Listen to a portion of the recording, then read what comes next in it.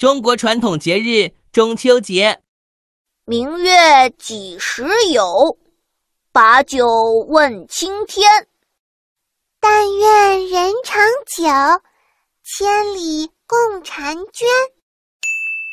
你们知道这首诗歌写的是哪个传统节日吗？这是北宋大文豪苏轼的代表作《水调歌头》，描写的正是农历8月15的中秋节。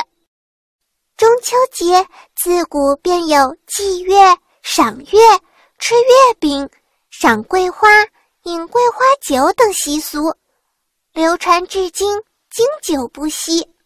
圆圆的月饼和天上的满月遥相呼应，寄托着人们团团圆圆的美好祝愿。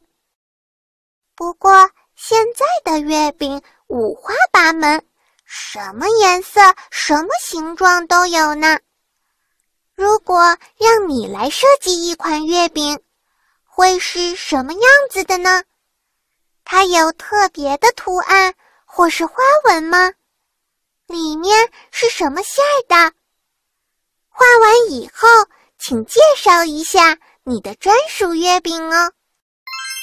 我们是快乐的艾丽特宝贝家族，